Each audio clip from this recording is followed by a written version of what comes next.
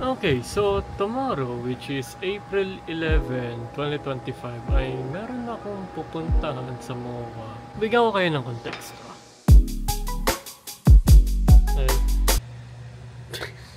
So, I've been using eyeglasses ever since nung ako ay grade 11, which is year 2019. And ever since noon, ay binago talaga nitong salamin ito yung paano ko i-view talaga yung buhay ko. Or more likely yung view sa paligid ko. Kasi sobrang hirap na magkaroon ng salamin. To the point na noong una, okay lang kasi first time, ang linaw ng paningin mo, natutuwa ka kasi ang liwanag ng nakikita mo ngayon. Pero pag tumagal siya, doon mo ma-realize na hindi pala siya magandang bagay. Mawawala yung pag-appreciate mo or pag tinitingnan mo yung mga bagay ng walang salamin. Kasi syempre, once kasi na ikaw mismo ay nagsalamin, mag-a-adjust yung mata mo sa salamin na yun at mas lalong lalabo yung mata mo. Ang misconception kasi ng tao pagdating sa salamin is kapag nagsalamin ka lalabo lalo. Which is totoo naman kasi nag-a-adjust yung mata mo sa salamin. Pero hindi dahil lumalabo yung mata mo, ha? Okay ba yun? And after 6 years of having eyeglasses, masabi ko na it is time para sumabak sa isang surgery upang tuluyan ko nang hindi gamitin ang salamin. Yun nga lang ay meron tayong hindi inaakalang mangyayari. Malalaman nyo mamaya kapag binigyan ko kayo ng konteksto. At tayo po ay magpapa-LASIK surgery. So without further ado, let's go na. Punta pa tayo ng MOA. It's almost 6 AM. Pabiyahe kami ng aking girlfriend. Ayan siya nag-aayos. Let's see kung ano ang ating magagawa. I'm kinda excited pero I'm kinda kabado rin sa araw na ito. Isang malaking leap to para sa kabubuti ng mata dahil wala talaga akong makita. As in, bigyan ko kayo ng sample kung ano itsura ng view ko kapag wala akong salamin. Ito mismo yung example ng vision ko kapag wala akong salamin. So ganito yung linaw, pero pag tinanggal ko yung salamin ay ganito na siya. Dahil bukod sa mataas ang aking astigmatism, mataas din ang aking grado, at the same time ay hindi rin symmetrical yung mata ko or spherical yung mata ko. Si Mac may kabado. Pero samantala ako dapat yung kabado. Kaya naman yun. Oo, kaya. I'm here. Pwede ka naman. Ito muna kami. Balita ko na kayo. Taputan. Sa LASIK. Mga sa mata. Hanggang ngayon ako malita pa rin yung pako ng kuko. Bambi. Oh. Hi. Grabing kusan to. Huwag ka magpukulit dito, ha? Okay, tara. Pera tayo.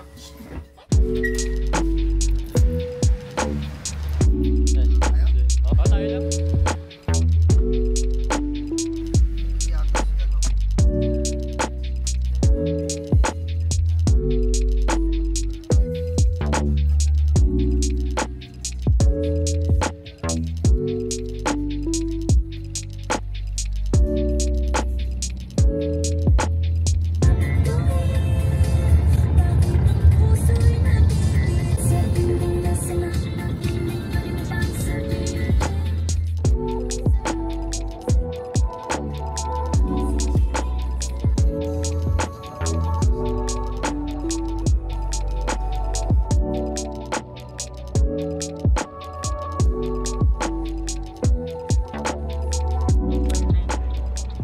Dito na lang, let's go. Dito na kami sa MOA. Ito yung isang mahirap sa sa MOA. Hahanap ka ng parking. Sobrang laki minsan nga mo ng MOA dati nung una-una akong punta rito. Pupunta ako ng north. Sa south ako nagpark. Di ko alam na may north and south pala to. Lakad ako. Lakad matatag ako. Ayun. Pero kung lalakarin mo ang buong MOA, siguro aabot ka rin ng isang oras o mahigit. Depende kung paano mo siya iikutin. Marami siyang access ng entertainment tsaka mga something, pero pag pupunta ka, galing kang malayo. Sunset. Pagod. Okay, dito tayo. Tapin namin yung yung LASIK mismo.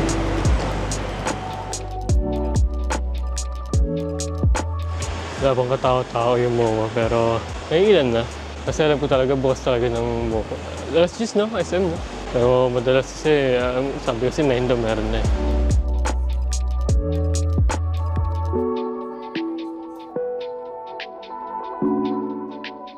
So, mag-fill up ako ngayon ng form nila para malaman ko ano yung gagawin. So, parang for assessment ako. Siguro masabi ko na ito na yung huling araw ng pag-suot ko ng salamin. Probably. Pero let's see. So, nagpaalam ako per permission kung pwede mag-video. Pwede naman daw so na hindi na natatama yung patient tsaka pag dito. Pag nasa OR daw is hindi daw mahagap yung mga staff pati yung marketing department nila. So, goods tayo. So ngayon ay sumabak naman ako sa eye screening nila, which is tatlong machine ito para matest mismo yung vision ko, yung size ng mata ko, or yung sabihin na natin yung mismong sukat at saka kung gaano ka-spherical yung mata ko, pati yung eye pressure ko. Yung pinaka-gitna rito yung nakakagul kasi meron lumalabas na hangin, which is natutuwa lang kasi yung technology mismo natin ngayon ay grabe na at na-achieve na yung ganitong bagay. So ngayon, nagkaroon ako ng eye screening naman na kung saan ay pinagtali nila mismo yung sa traditional at saka yung machine para malaman kung pareho ba yung lumabas or hindi. So okay na yung assessment ko. Ang nangyari ay umabot ng almost lagpas 500 yung grado ko. Ngayon, hinihintay ko na lang isa pang assessment kasi pangatlo ko sa next na assessment. So, ito na ako mangyayari. Ngunit after some testing pa, nagkataon na merong good news and bad news from sa doktor ko. So, di ba inasas ako? Ngayon, may mga iilang restriction yung mata ko. Kasi ang nangyari na una, manipis yung cornea ko. Yung cornea, yun yung pinaka-ano. And dalawa yung option sa akin, Z-LASIK o kaya yung ICL. Yung Z-LASIK is manipis yung tatanggalin na manipis yung iaangat na flap sa mata ko. Pero kasi sa sobrang nipis ng cornea ko, hindi magagawa yung mga ibang procedure na ibang options. It's either Z-LASIK or ICL, pero may both na parang cons. Yung Z-LASIK kasi pag ginawa siya, one time na to. Wala akong lifetime warranty kasi sa sobrang nipis ng cornea ko, once na ma-proceed yun, is wala nang ibang other procedure pwedeng gawin sa mata ko. Kasi sobrang nipis, sobrang taas ng grado ko. Pangalawa, sa ICL naman is merong ipapasok na parang lens sa between ng mata ko, sa iris ko, sa loob ng iris na yan. Which is yun naman, mas mahal to. Bakit? Kasi ima-manufacture pa sa Germany ito aabuti ng 1 buwan. Which is ang kalaban, oras. Pero, kasi ang ino-consider nila sa akin, since bata pa nga ako, hindi pa nila at ako sure kung meron pang lalabas na grado or tataas pa yung grado ko. Kapag kasi ang pinili ko yung ICL, bukod sa mahal siya, triple ang presyo, 300, 400, gano'n yun. Both eye na yun. Pero, libre na yung Z-LASIK kapag nagkaroon ng pagbabago sa lens, sa grado ko. Yun nga lang, hindi magagawa yung procedure. Ngayon, bakit hindi magagawa yung procedure ngayon? It's either babalik pa nga ako magkataon eh. The reason bakit nila pinanong sa akin to kasi ayaw din nila agad na ipasok ako kasi kailangan mas maganda may mga options ako. So, to be honest, pinili ko talaga itong Z-LASIK na to. Pero kasi, once na kasi mangyari to, pag tumaas pa yung grado ko, wala na magagawa iba, magsasalamin ulit ako. Pero mas mababa na. Yun yung mangyayari. Itong cyclone drop na ginawa sa akin, which is dinrop ako sa mata ngayon, magdadilate yung mata ko. 3 drops, 35 minutes. Wait lang, oo. Ngayon yung pinatak sa mata ko, magdadilate yung mata ko. 3 patak yun, lalabas ngayon yung totoong grado ng mata ko. Ngayon, hoping sila na bumaba. Okay. Kasi po.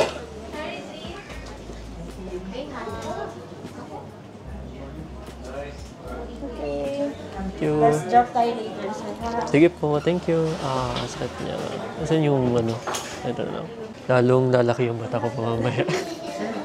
I heard na kailangan i-dilate daw. Opo, yun nga. So parang hindi pa matutuloy yung ngayon.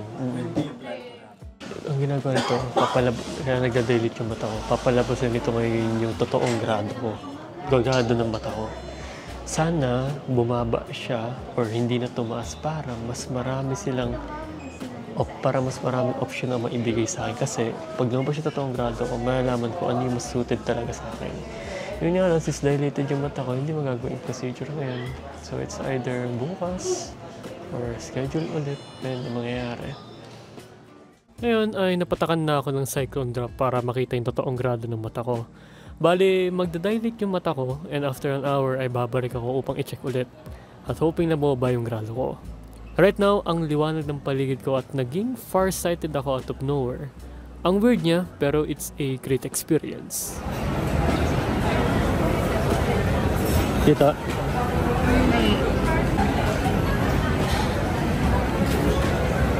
Kita?